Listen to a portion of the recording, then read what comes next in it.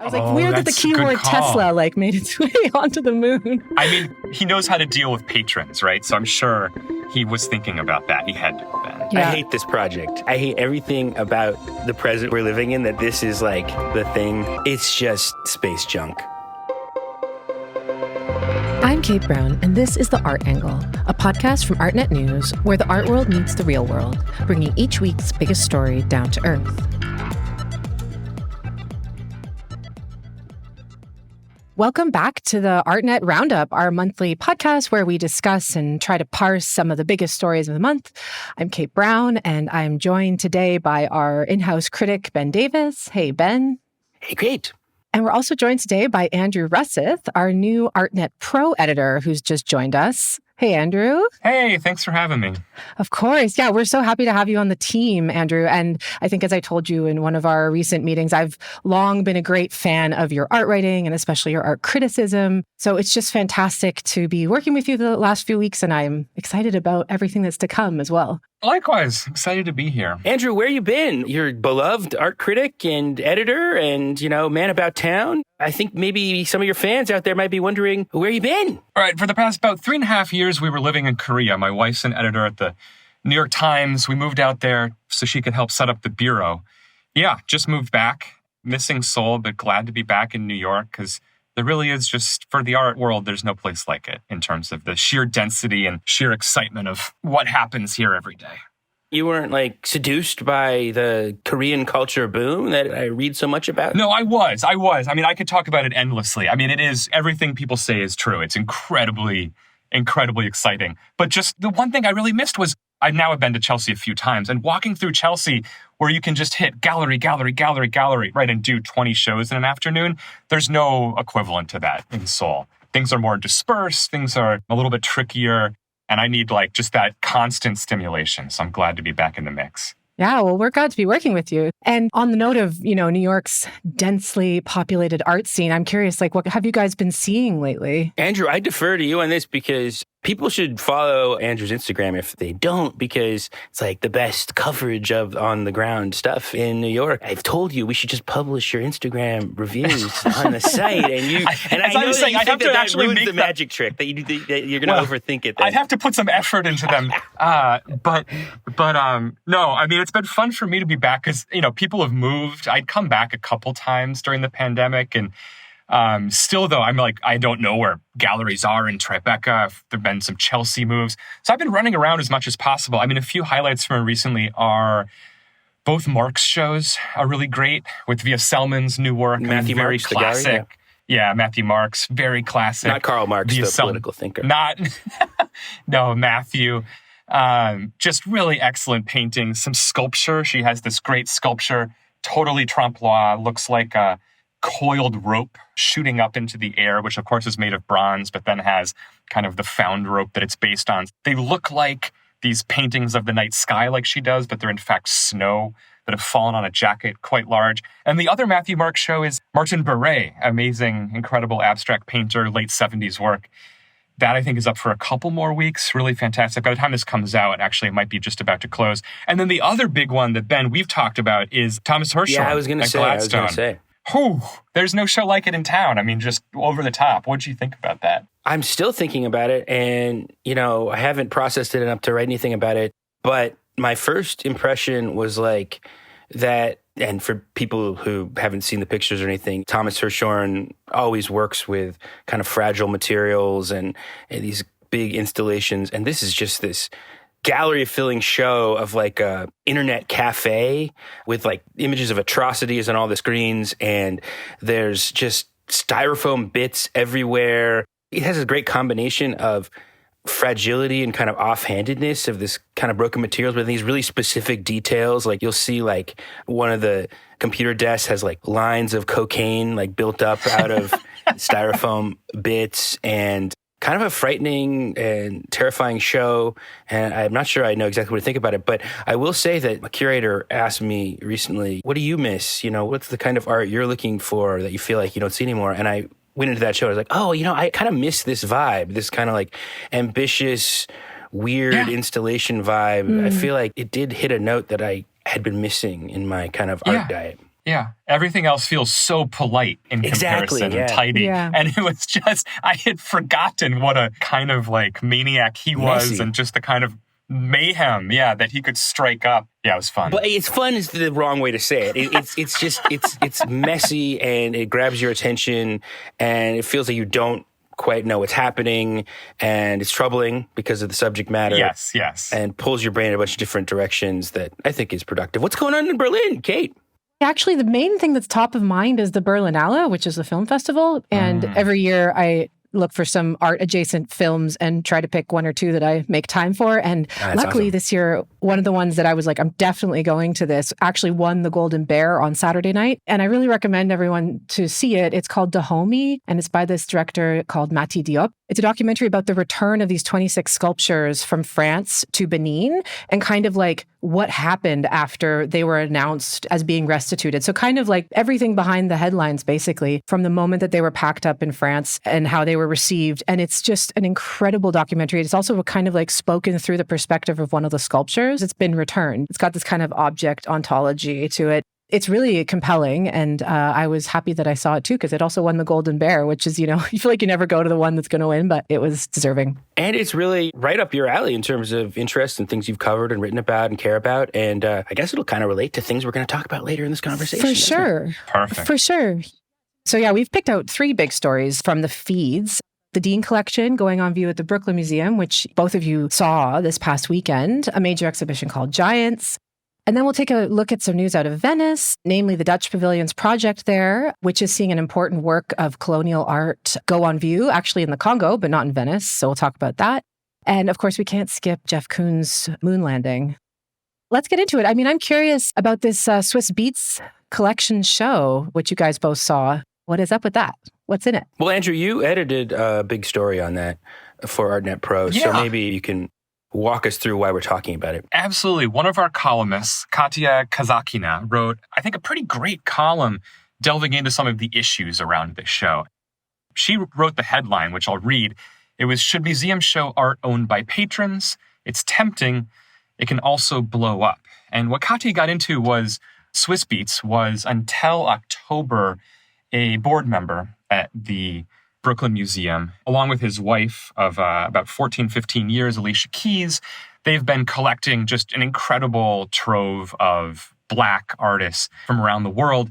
This was in the works for about 2 years. And many listeners may remember that, this is an issue that has kind of generated a fair amount of controversy in New York before. If you flash back to 2010, Dacus Janot, the shipping magnate, had Jeff Koons curate a show at the New Museum of his collection, which, of course, New Museum being a very kind of countercultural institution historically, people got quite up in arms about this, or some people, some activists, about the fact that this show could inflate the value of the work. Potentially, it could have ethical concerns. It was a real firestorm. And so she looked at the Dean Collection, which is the name of the joint collection of Alicia Keys and Swizz Beatz, and sort of asked the question of why there hasn't been that sort of uproar this time when it would seem to present some of the issues. And to Anne Pasternak's credit, the director of the museum, she got on the horn with Katya and kind of walked through her planning. Swizz Beatz resigned from the board as part of this.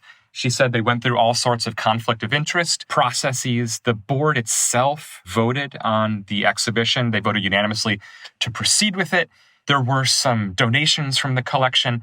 And what Katya did was also just a kind of broader deep dive. There was a show at Tate Modern recently of Pierre Chen's collection of quite expensive masterworks, the sort of things that museums really can't buy nowadays.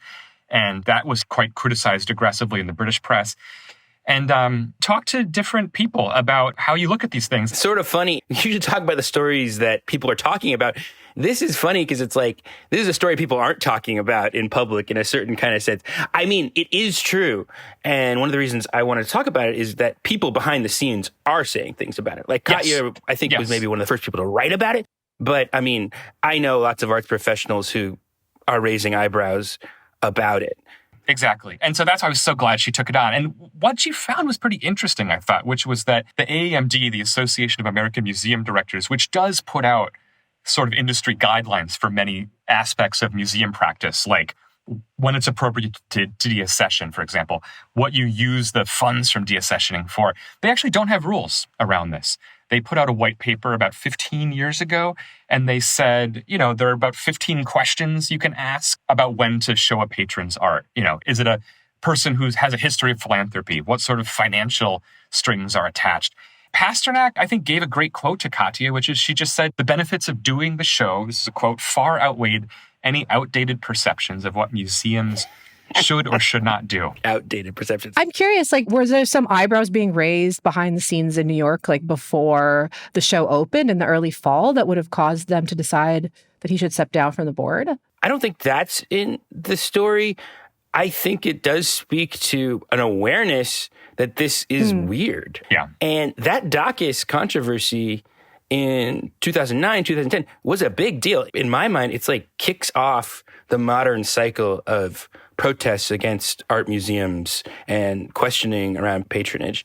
Yeah, and literally the curator I was talking to, important New York curator, was literally saying this. Okay, so it's fine when Swizz Beatz does it, but it's not okay when Dacus does it. I mean, that's the kind of thing people are talking about. And usually these kinds of collection-based shows are in the context of a donation, right? And I think that was also kind of one of the key issues with that 2010 show is that he's not giving this collection over. He's just getting the benefit of this museum context and then can potentially resell them. That's a similar concern with the Dean collection, in a sense? Yes. Yeah, no, you nailed it. The new museum does not really have a permanent collection. And so there was not going to be any gift of work in that case. In the case of the Brooklyn Museum, the Dean collection, Swizz Beatz and Alicia Keys, have given a number of works to the museum.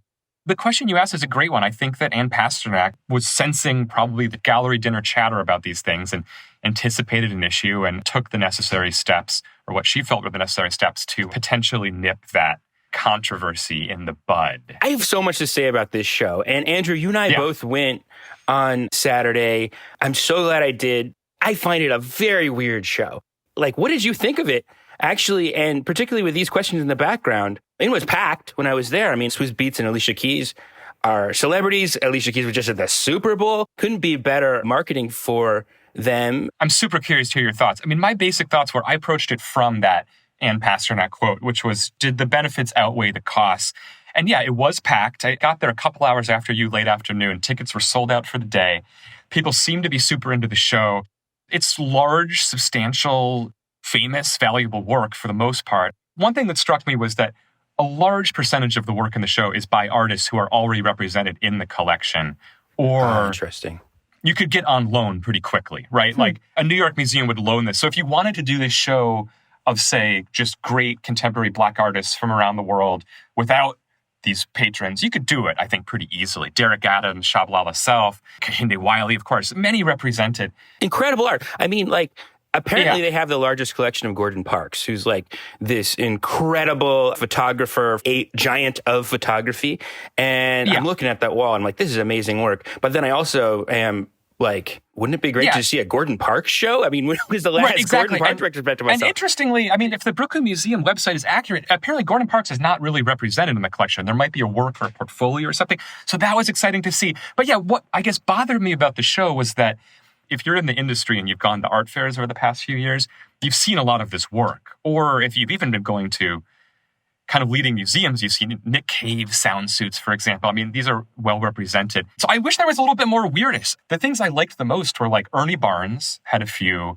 And then the South African artist Esther Malanga, it was great to see those giant abstractions. But otherwise, it just felt a little predictable. But what did you think? I mean, there are aspects of the layout, the text that we should get into that are fascinating. Okay, let me paint a picture for you. Okay, so there's some great artworks. Let's just establish that as a ground rule. And it's all framed around representation of Black artists. Let's just say table stakes. That's an important project. But it's a weird show. I mean, I have actually never seen a show exactly like this where it's such homage to the collectors behind it. I mean, it is these are modern Medicis who are changing the canon of art. You walk in and there are these two giant Kehinde Wiley paintings right there of Alicia Keys and Swizz Beatz. And these are 2024 works. These are factory fresh Kehinde Wiley just saying these people are absolute themselves giants, you should pay homage to them. And then there are 2 or 3 more images just of them by the artists that they work with, celebrating them. And I just have to mention the one I find most odd, weird, strange is from a photo shoot they did for Cultured magazine, where they have a classic Gordon Parks image of the Black Panther Eldridge Cleaver and Kathleen Cleaver. And they did a photo shoot recreating themselves as these Black revolutionaries, where Alicia Keys has an afro hairstyle to mimic Kathleen Cleaver. They're wearing the same colors. And it is like, Eldridge Cleaver would not approve of this show, okay? Like, this is what Huey Newton, another Black Panther, calls pork chop nationalism. You know, this is like a specific kind of focus on elevating the Black bourgeoisie. That is what this show is. Now, we can debate, you know, who's right, who's wrong there, but it is wild. Like, the fact that that's where we're at politically is that, like, that kind of repackaging of Black revolutionary culture as this kind of celebration of just wealth and opulence. I mean, this show contains on display the issue of Architectural Digest that their art collection was featured in, where they profile one of their 3 different homes where they have this art. I mean, it is crazy, this show. I mean, that sounds wild. But I do wonder, like, thinking about the way, I know these are very different exhibitions, but the way that Hannah Gadsby's popular power was harnessed for their last show, it does feel like museum revenues are dwindling. So to sort of put them in the foreground also is a way to get more people into the museum. And, you know, obviously, like, these are the best ofs that we've seen at fairs and that we see in museum shows. But I guess that, like, you know, as you say, there's all these lineups of people that probably don't go to all the fairs and see all of these artists. So is there an argument for it in that sense? Well, 100%. Just something else I wanted to say is that I was thinking about the Hannah Gadsby show when I was looking at this, because there's such a controversy around that. It also brings in a celebrity. And I just suddenly came to my head something another curator had said to me, you know, when we were talking about the controversy over the Gadsby show and, you know, critical reaction to it. And the curator said to me, you know, when I look at that show, the Gadsby show, as a curator, what I see is the institution had no money. They are trying to get something together. You know, there's a permanent collection show coming from different places, and they're just trying to get something going, you know, to hack together something that works. Yeah, I think that we should be honest about what's happening with this. When Ann Pasternak talks about outdated expectations, I mean, I think part of the subtext there is like, look, we need to figure out how to have new kinds of relationships with wealthy and famous people in order to make this kind of institution work. Right. Yeah.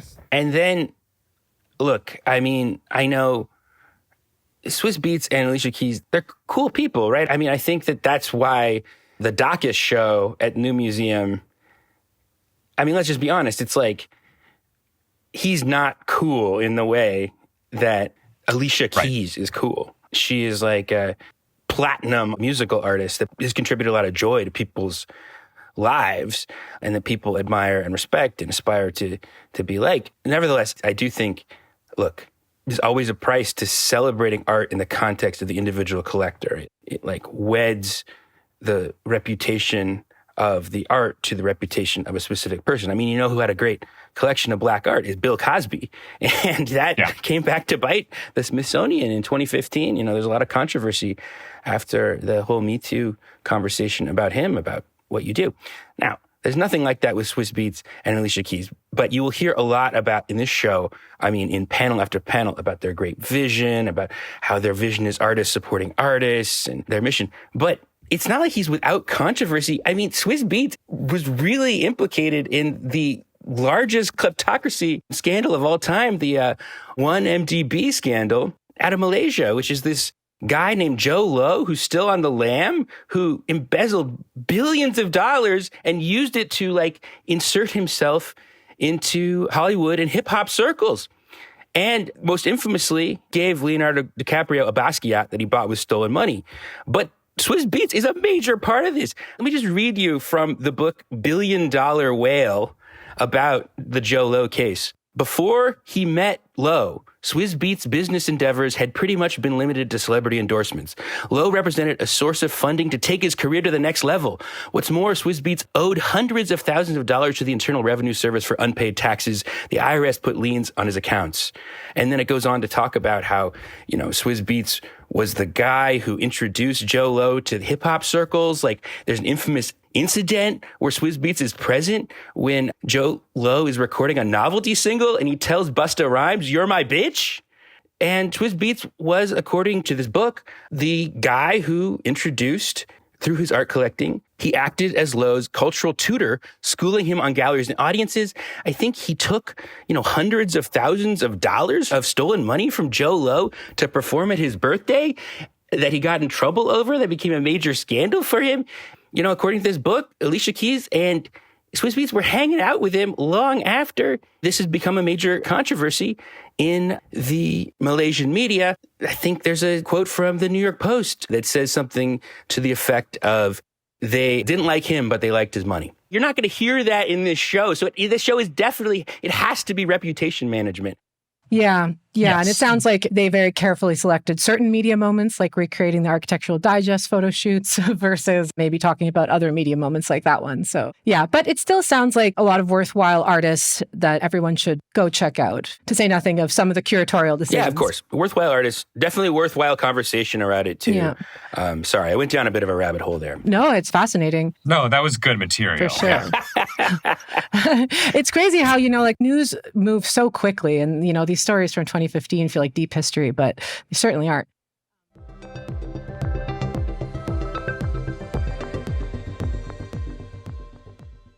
So moving on, panning out to Venice, actually, I would love to talk about this Dutch pavilion, which I think is doing quite an interesting project. I know that last roundup, we talked about a couple other pavilion projects and some of the controversies around them.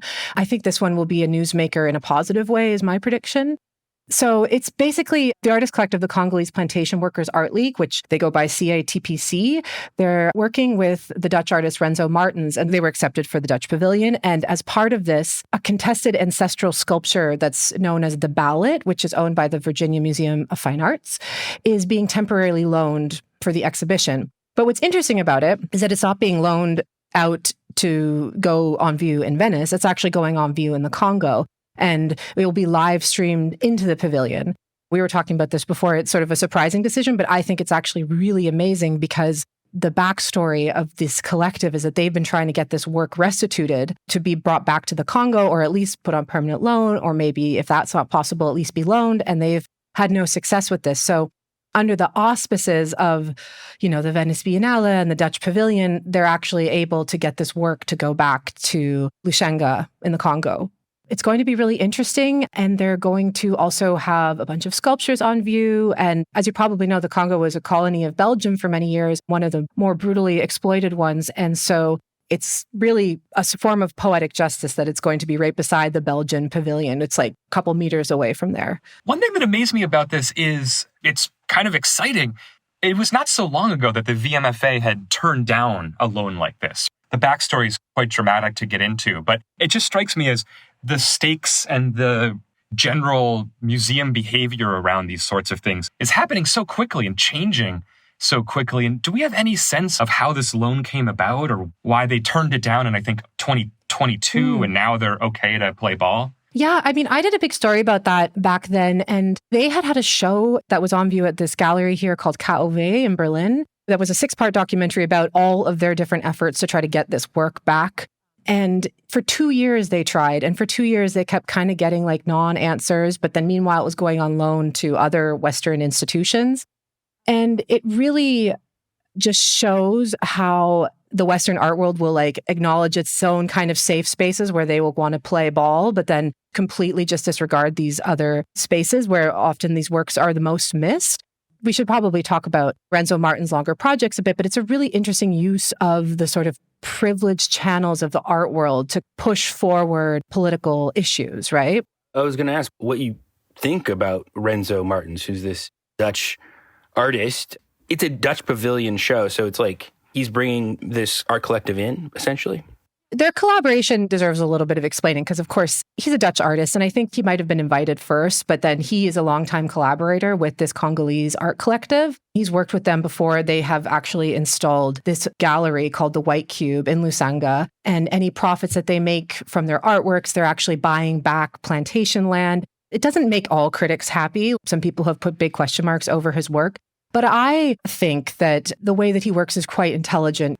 Any kind of controversies that come up in these projects, I think that they're not accidents, like the awkwardness of him being a Dutch artist that is using his privilege to platform this Congolese art collective.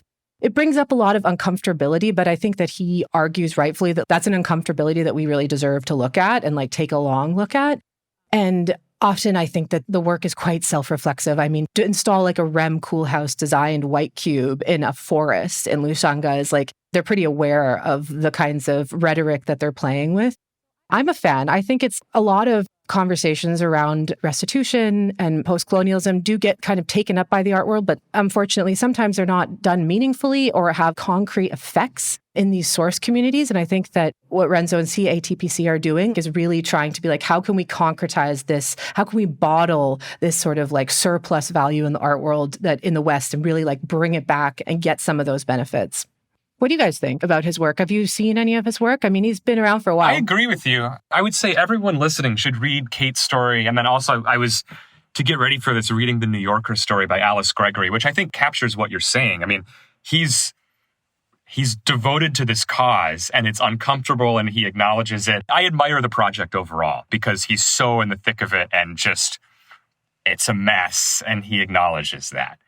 I think he does a thing that was very popular 10, 15 years ago, which is to try and provoke discomfort, I guess, and in a way that sort of passed out of fashion into a more celebratory idiom. But I mean, like, he became on my radar with his Enjoy Poverty project, which is this film he did where the premise is like, you're telling Congolese people, basically doing workshops saying, you know, it's like, look, your poverty is a resource. Like, look at these Western photographers who make their careers photographing poor, starving people and selling those images. Like, take charge of that. And you can understand why that provokes people. I think that he is knowingly trying to provoke people with this kind of like very bleak irony that it's only through kind of the outrage that it comes with like poking that sensitive spot that you'll get attention at all. Right. It's that like moment where it was Santiago Sierra, it was Christophe Bouchol, and you want to like puke at the same time, you kind of nod your head, and at the same time, there's some value in it. And that moment is past. I don't know. I feel like there is this thing coming back. I'm glad you mentioned Christophe Bouchol because that's a great example of exactly when the moment changed, right? There was the Venice Biennale moment where this artist put on display a ship that had gone down with migrants in it who died. And people found this extremely upsetting and offensive. I think the artist was aware of that, right? Suddenly the discourse turned, but this was of a kind of gesture that was very popular and hasn't adapted very well to the present and is disturbing. I think the artist would say, why are you trying to tell a happy story? You know? Sure. But it always raises these uncomfortable questions of who's gaining reputational capital, financial capital off of these sorts of gestures. And actually whether that kind of provocation really works. Now, I think Renzo Martin is like, in this case, very self-consciously trying to create like financial circuits to answer some of those questions proactively, that it's like, no, people will really benefit. Yeah. Even just the fact that the work is going on loan around the Venice Biennale has like shown that this is a method, however much one can kind of like finger wag at aspects of it, like it's clearly working because they were not able to get a loan before. You know, and I think also choosing to kind of focus on the enormity of guilt maybe like is too crazy for some people to handle. But this feels like we're looking at this one sculpture and how this kind of can traverse the world and come back again, be brought back to a source community. And then they have this NFT project around it. So you can buy NFTs of the work and this goes into the coffers of the collective. I do think it's smart art, but it's ethical in some really important ways that I think a lot of art sometimes pretends to be and isn't. Did the film you saw help you reflect on it at all or add anything to the discussion for you? Yeah, well, for sure. I mean, I believe that they interviewed the collector who bought it for $120, because this is a 1931 sculpture, and they interviewed him. They had interviews with the director of the Virginia Museum. So they looked at all the different angles of this issue. So I thought it was really great. It's good you bring it up because I hope that they'll put that work on view, at least in some part of the pavilion. Much to look forward to in Venice. Should we move on to, extraterrestrial matters? The exact opposite of Renzo Martin. Yeah. Another, I think, knowing use of publicity. I guess we could say that. That's true. That's a linkage, yeah. Yeah.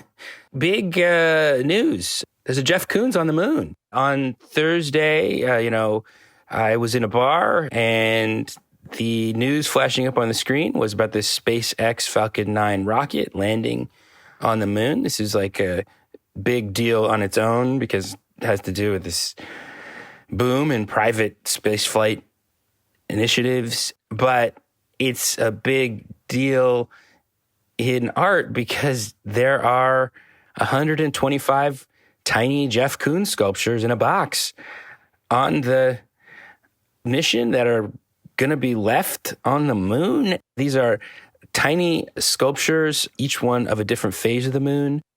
And that's the story. That's what's happening. What do you guys think of this? It's a strange mixture of being a little half-baked and then yet so production heavy and over the top. I mean, the balls represent off the top of Koons' head, I guess, people he admires. That's my favorite part. That's a very important aspect of this. Each one of them is inscribed with a name of a world historical figure that Koons is getting their name on the moon. And these include, figures he admires, like Jesus, Rosa Parks, Malcolm X, David Bowie, Maya Angelou, David Bowie, Andy Warhol, Louis the 14th, I think. Yeah, Catherine the Great's on there. I mean, all fantastic or at least very influential people in their own right, but so weird of them to all be given the exact same weight, I know. I just love the juxtaposition of Malcolm X, Louis the 14th, and then Ileana Sonnabend. That's the best one. Right. Is who people may not know is an art dealer, a famous and storied art dealer. Another one that stuck out for me was Nikola Tesla, which I was a little bit oh, I guess, for sure. But then also it's weird because SpaceX, which is Elon Musk's company, is also partially funding this whole project. I was weird that the keyword Tesla made its way onto the moon. I mean, he knows how to deal with patrons, right? So I'm sure he was thinking about that. He had to have been. Yeah. I hate this project. I hate everything about the present we're living in, that this is the thing. It's just space junk. Totally. The idea that, when we make contact with extraterrestrials, Jeff Koons may be the first point of contact when they discover his crate left on the moon. What a thought. What a statement by humanity. Have you seen the photos of the sculptures back on Earth, the kind of larger versions of the moon sculptures? Also not so attractive, I have to say. Each featuring a diamond, sapphire, or ruby on the surface of the moon to suggest where the lander touched down.